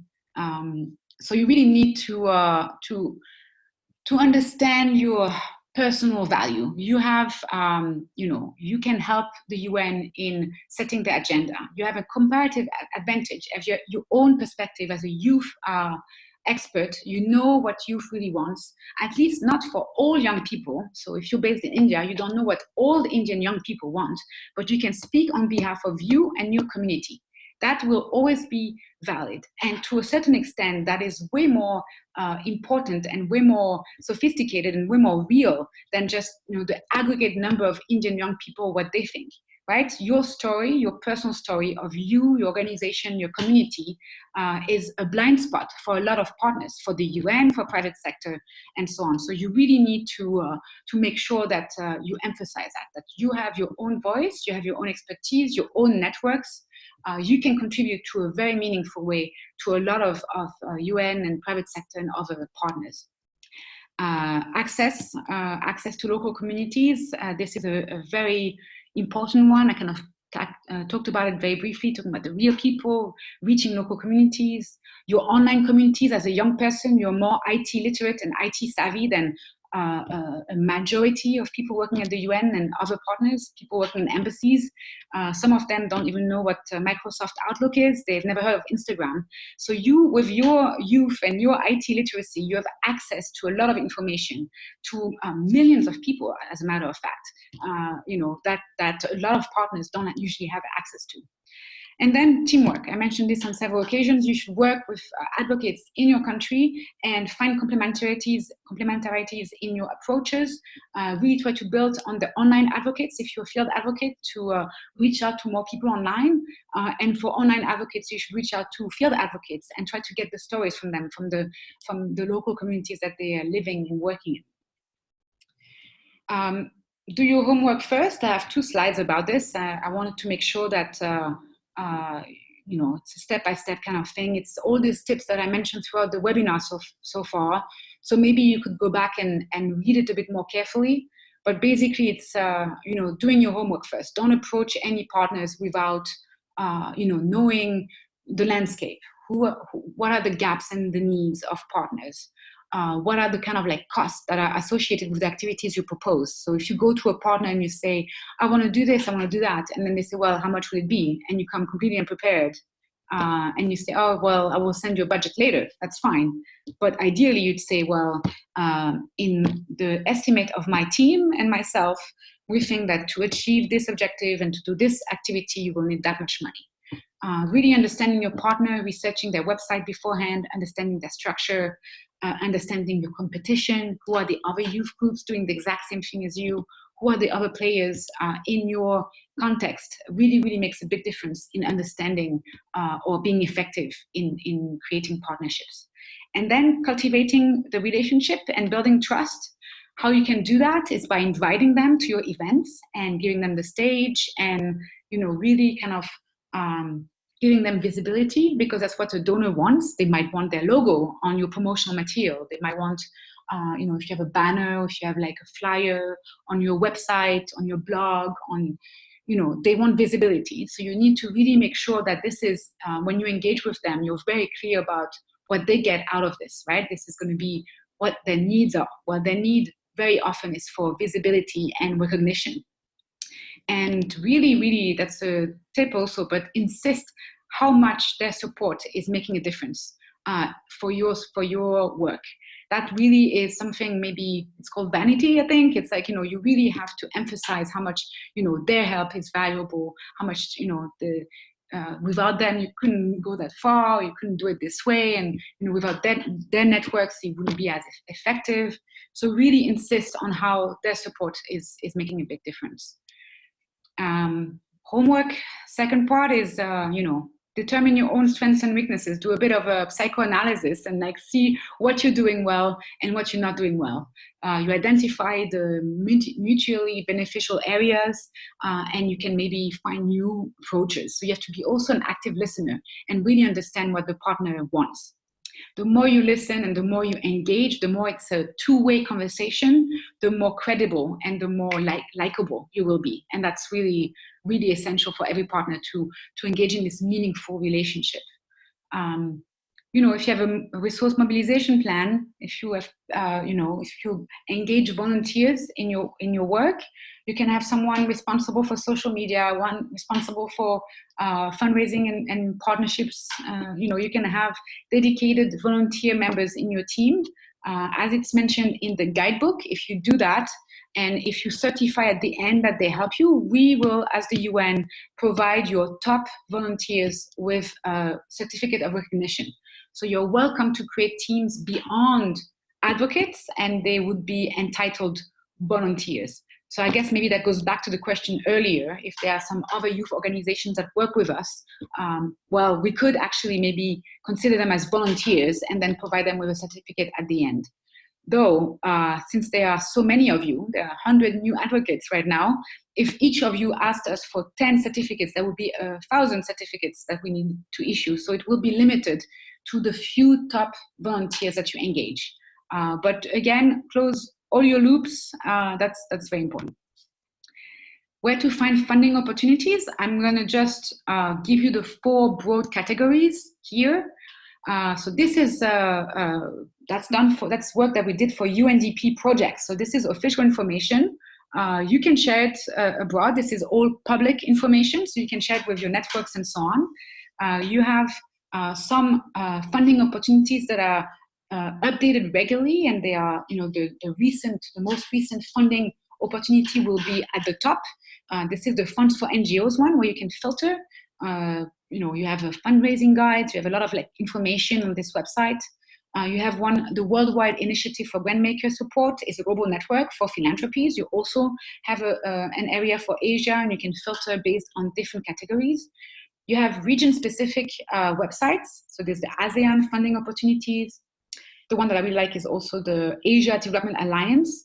It's an NGO forum for all of Asian NGOs, and they often have a lot of resources. You have some funding opportunities that are organized by themes. For instance, the International Human Rights Funders Group, specifically on human rights issues, so mostly across all SDGs, but a lot on SDG 16. The Terra Viva Grants Directory, specifically on agriculture, energy, environment, natural resources. So really, a lot of other SDGs, SDG 9, SDG 13, SDG 14, SDG 15. And then lastly, you have funding opportunities that are organized like that, constituency specific. I keep on using the word constituency here, it refers to the same thing. You have opportunity desk that we mentioned several times for young people. There's LGBTQ funders for LGBTI communities. I think several advocates are working on LGBTIQ plus issues, so they are encouraged to check this out. And one on Women's Funding Network. Many advocates also work on SDG 5. So this is a place where you have more tailored, more specific funding opportunities. We'll not click on all of these websites right now because there's just too many, but the webinar slides will be available to you, and you are more than welcome to explore it afterwards. We are running a bit out of time, but I wanted to show you this tool. You can access it here at the bottom. You have the hyperlink, and it will be shared also in the Facebook group.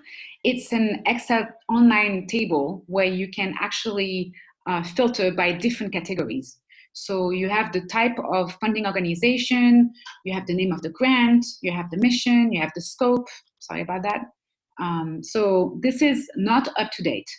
This was, prepared in 2017, but a lot of the information in here, a lot of the things that are listed here are still valid. They're just not up to date as of 2019. So don't take the deadlines. They're old. They're for 2017 and 2016, but you can still find a lot of, inspiration. So this database is quite easy to use. You can filter by different categories. It's quite large. You have Asia Pacific specific opportunities, some that are outside of the region a little bit. You can filter by target group. So if you're working with women's organization, you can filter in column G, for instance, and only look at funding opportunities for women's organization. So you have really a lot of ways you can play with this tool. It's not entirely meant for complete public sharing, but for the advocates, we thought it was very important that you have it, and you can really draw a lot of inspiration from this tool. So I encourage you to really look out for opportunities for yourselves. Maybe share some in the Facebook group when you see relevant ones, so that everyone can benefit. Sorry about that. And do apply only and strictly when you completely, perfectly fit the criteria. It's a waste of time for you if you apply and it's not really, you're not really relevant. And it's really a waste of time for the organizers of the fund. So really think about it when your work and your organization really fits the criteria. That's when you should apply. If, for instance, they want Afghanistan, Bangladesh, and Cambodia, and you are from Vietnam, no, don't apply. It's listed very, very specifically. There's no point of you sending an email, oh, can Vietnamese people apply? No, that's written, be very, you have to fit the criteria. Don't waste everybody's time, and make sure you do that. Build your skills. This is for fundraising opportunities as well. So kind of like toolkits prepared by other organizations. I really wanted, I put the list there again because we're running out of time, but also in general, there are hot links. So when you're going to go back to the webinar, you can click on each one of them and find some of it are useful.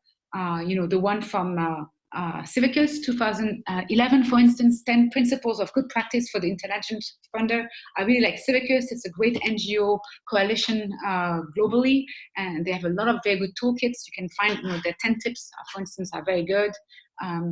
You have the Global Fund for Women, the 2015 publication, which is the third bullet point. It's a very good practical guide for women's organization. So if you're working on SDG 5 and if you are yourself representing a women's organization, that's where I would go. FRIDA, the second one also for LGBTI+, really good training and resources and publications. We're not going to click on any of them, and you're more than welcome to check them out and see if there's something that you can learn from it. Online outreach step by step. So when you're doing online partnerships, as an online advocate, and also field advocates expected to do online outreach, right? So try to be smart about your outreach. You can reach out to a lot of people, but again, it's better to do it with people that matter, people that are going to have be relevant for your work. People are going to have areas of where you have potential collaboration. If you just reach out randomly to people, they feel it. So you have to tailor your message. And you cannot just work on one platform. So if you think you're going to do a proper online advocacy, and building partnerships online, just with like one on Instagram, that's just not true. You need to really have, multiple channels that you reach out to. When you're doing this kind of online partnership, you should say, well, we need you. For instance, if you do it on My World 2030, it's like, we need your votes now, right? Like, it's really right now, your vote can make a difference for the SDGs. The votes that we're collecting are going to be used to, impact policies at the regional level or in this country. You really need to kind of like keep this sense of urgency. Creating a short call for action, even when you reach out to people online, when you're creating partnerships, you can say, you can become a My World partner. That's how you register. You can put the logo, and, you have to also show what is, their advantage, but you also have to make it easy for them to act. So creating a short call for action is important. And, we have the Act for SDGs Global Week for Action next week, and this is a great opportunity. So I would encourage you this week and the next to really try to reach out to a lot of people and ask them to join you in celebrating the Global Week to act on the SDGs. Telling your story visually, so that's mostly for online advocates. You can create visuals. I would encourage you to go back to the webinar by Christina on digital storytelling, webinar 4, engagement. So online partnerships online means, engaging people online is mostly by message, right? You can have sometimes Skype call, or you can have other ways, but it's not that easy to engage people online. So you really you have to make sure that they feel engaged, and you just don't send like this mass message. So try to make the message tailored to each group or to each, stakeholder group. That's very important.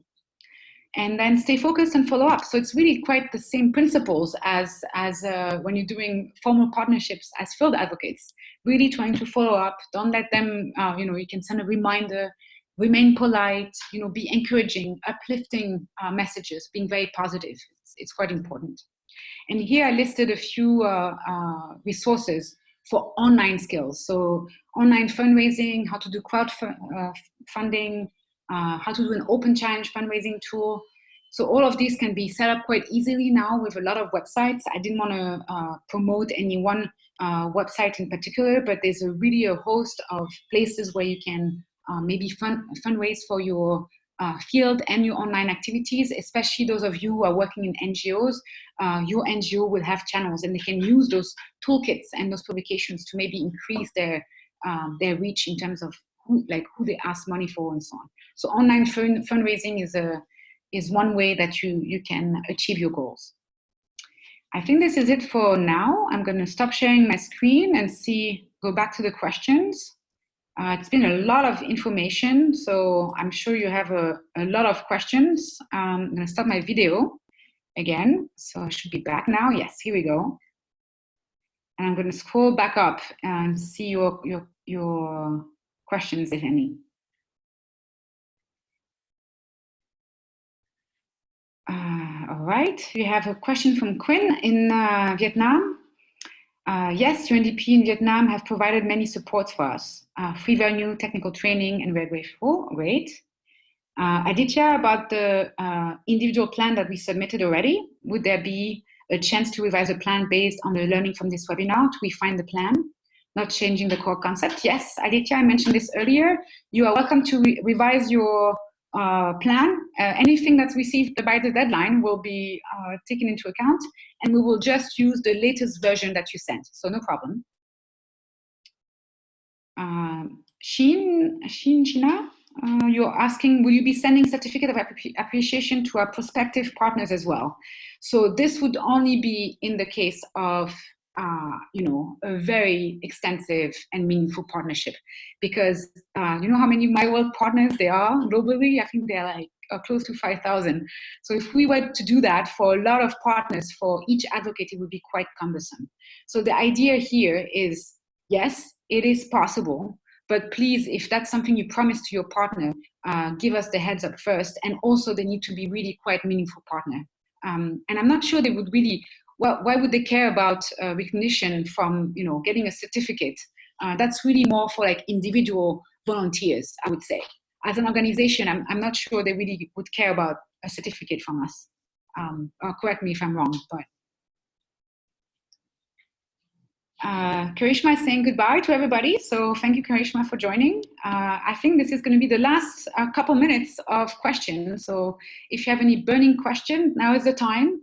I know it was a lot of information today, a lot of tips about how to create a conducive environment for partnerships, how to engage meaningfully and effectively, and what does the concept of partnership mean for the UN, what it means for the 2030 agenda, a lot of tips and hot links. I gave you the template for the partner letter.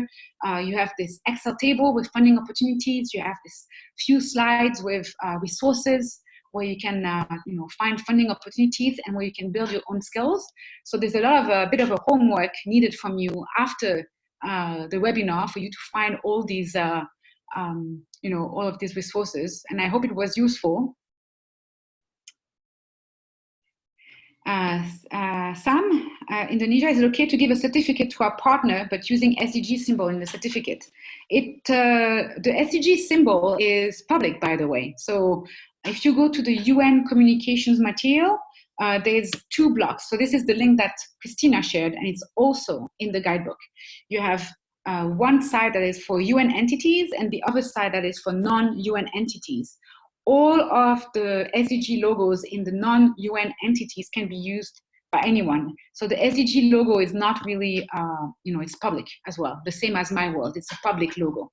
Now, I'm not sure why partners would really care about having a certificate with SDGs in it, with SDG logo specifically. We could add it. I mean, it doesn't hurt. But as a partner, would you really, really want to get a certificate? What are you going to do with it? Bikash, you say that most hyperlinks in the slide of skills say missing. Will it be updated? Yes. Sookie and I will check what links might be broken.